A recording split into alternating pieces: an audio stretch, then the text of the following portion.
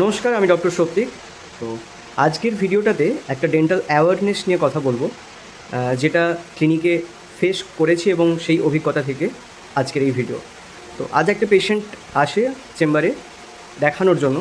তো পেশেন্টের chief complaint হলো ওপরের অর্থাৎ আপার মোলার রিজনে, ফার্স্ট মোলারে ঠান্ডা জল লাগলে শিরশির করছে এবং ব্যথা হচ্ছে।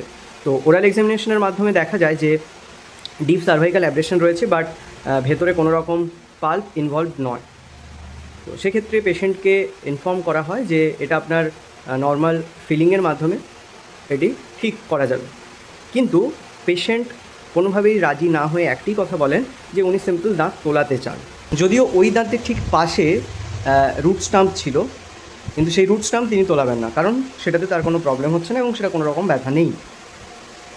এবার প্রশ্ন হলো, যে জিনিস ফিলিংয়ের মাধ্যমে ঠিক করা যাবে, এমনকি রুট ক্যানালও প্রয়োজন নেই, তো তিনি সেটি তোলাতে চাইছেন কেন? তো তাকে জিজ্ঞেস করে জানা যায় যে এর আগে উনি একটি দাঁতের পেছনে এইভাবে বলেন যে 3-4 হাজার টাকা অবধি খরচ করেছেন, কিন্তু কোনোভাবেই ঠিক হয়নি। ওষুধ বন্ধ করে পুনরায় ব্যথা তৈরি হয়েছে।